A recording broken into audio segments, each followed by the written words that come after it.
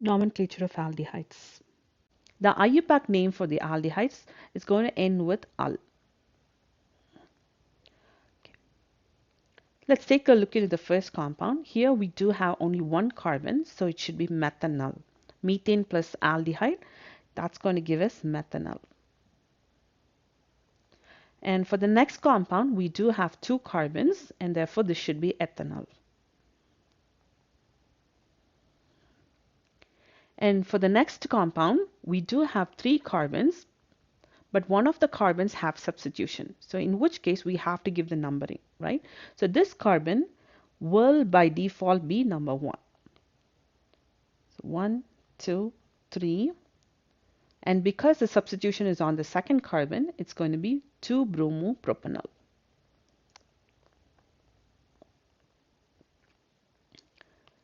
Propanol will be the parent name, and then the substitution is present at 2, and therefore it's going to be 2-bromopropanol. Let's go on to do the common names. We have already talked that this molecule, methanol, can be called as formaldehyde. Ethanol is called as acetaldehyde because it has got two carbons. Remember, when you have this structure, you're going to say that this is acetic acid because it has two carbons. So similarly, this has an aldehyde, and therefore this is called as acetaldehyde. And for 2-bromopropanol, we are going to give the Greek letters. So it's going to be alpha. So this carbon right here will be alpha, and this carbon is beta because this is the functional group, right? The carbon that is adjacent to the functional group is always going to be alpha. So this is going to be alpha bromo, and since we are doing the common name, it's going to be propionaldehyde.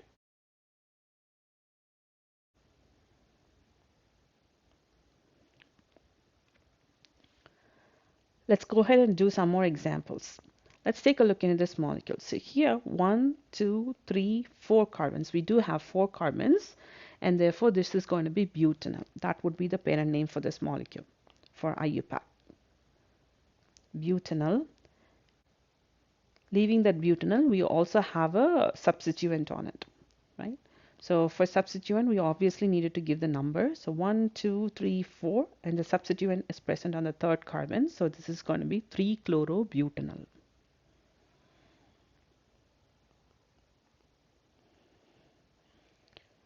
When it comes to the common name, this will be our alpha carbon. This will be our beta carbon. So this is going to be beta-chlorobutyraldehyde.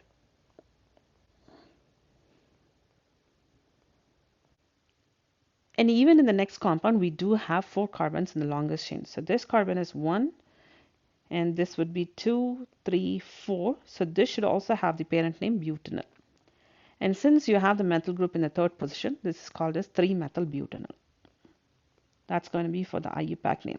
And for the common name, this is going to be isovaleraldehyde because you do have 5 carbons. Remember, whenever you have 5 carbons for the common name, it should be starting with valero, right? So this is going to be isovaleraldehyde. And why it is isovaleraldehyde? Because you do have iso group. So this is the iso group, and therefore this is called as isovaleraldehyde.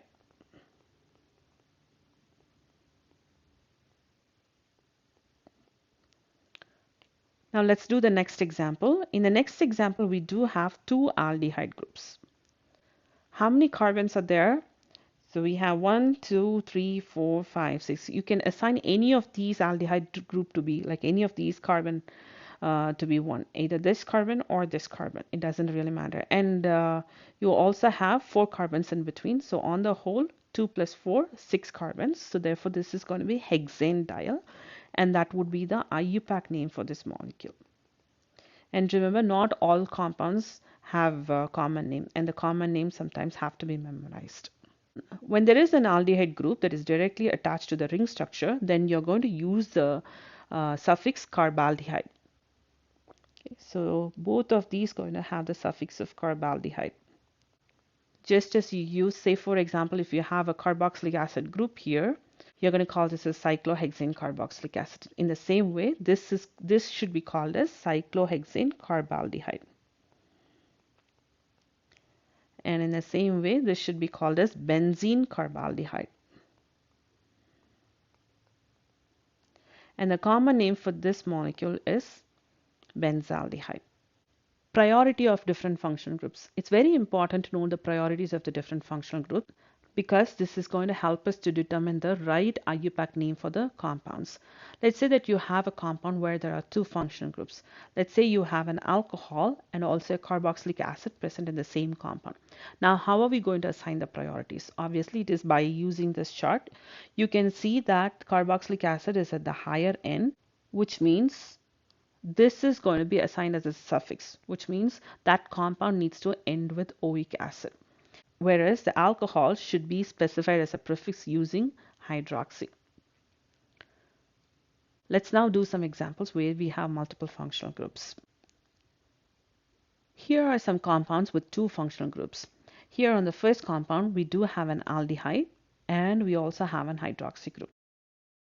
Let's now take a look into the priority chart and find out where these two functional groups are. So we have the alcohol here and the aldehyde right here. So between these two, obviously the aldehyde has a higher priority and therefore this should be stated as a suffix, right? Giving the lowest possible number for the carbon in the aldehyde. And this one right here should be said as a prefix. So now let's take a look into the number of carbons. So this carbon in the aldehyde will be number 1. And this will be 2, 3, 4. Now there are 4 carbons in the longest chain, and therefore this will be butanol.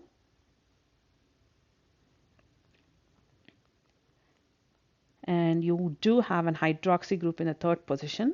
Remember, the alcohol should be stated as the prefix. So the prefix for alcohol will be hydroxy. So that should be 3-hydroxybutanol. That would be the name for this molecule. Let's do 2 more examples. Now here, let's identify the functional groups that we have. This is an ester. Okay, so this one is an ester. And this one right here is an aldehyde. Now between ester and aldehyde, which one is going to get higher preference? Ester is right here and the aldehyde is right here. So obviously the ester wins. So that's going to be the suffix. So this carbon will be number 1, 2, 3, 4, 5. There are 5 carbons here. So it should be pentanoate. Pentanoate, since this is an ester. And we also have a methyl group that is attached to this pentanoate. So it's going to be methyl pentanoate. But this molecule also have got an aldehyde group. But the aldehyde group should be now as a prefix, right? So let's take a look into the prefix for the aldehyde. When the aldehyde will be the prefix, it's going to be an oxo. It should be specified as an oxo. Now, where is this oxo group present? It's present on the 1, 2, 3, 4, 5th carbon. So here is your oxo. So the aldehyde should be oxo and the ester should be ending with O8. Right, so this oxo group is present on the 5th carbon, so it's going to be 5-oxopentanoate. That would be the name for this molecule. And make sure that you put this together. There should not be any space between them. Let's take a look into the next compound. Here, again, we have 2 functional groups. One is an aldehyde and the other one is also an ester. So again, between these two, obviously the ester is going to win, right? So this carbon right here would be number 1, 2, 3, 4, 5, 6. Since we have totally 6 carbons in the longest chain, this would be hexanoate. And we do have an ethyl group on this hexanoate. So this would be ethyl hexanoate. And then we have an formyl group. This is not this is an aldehyde group, but this is more specifically a formyl group, right? So let's say you do have formaldehyde, okay, and you replace one of those hydrogens with this entire group. Then this is going to be, you can visualize more like that, right? So this is a 4-mile group. And the 4-mile group is actually present on the 4th carbon. So this is going to be 4-4-mile. You're going to put the 4-4-mile in between. 4-4-mile hexanoate. So the complete name for this molecule is ethyl 4-formyl hexanoate. Let's do one more example where we have unsaturation, where we have carbon-carbon double bond. So here in this molecule, we do have an aldehyde. So this one is an aldehyde. And this one is a double bond, right? And obviously here again, this has to be number 1. So when you take a look into the priorities of the different functional groups, the alkene is down at the bottom, and you do have the aldehyde right here. So in aldehyde, make sure that you have the normal aldehyde or the formaldehyde, which doesn't have any substitution. So let's go ahead and number these. So 3, 4, 5. Now we do have 5 carbons, and the 5 carbons is going to be pentanal, but because you do have a double bond here, it would be pentenal. Pentenal. But when you say pentenal, you can also have the double bond here. It could also represent compound that have double bond here or double bond here, right? But this is more this should be more specifically called as 3-pentanal, meaning that the double bond is at the carbon 3. Okay? So that would be the complete name for this molecule.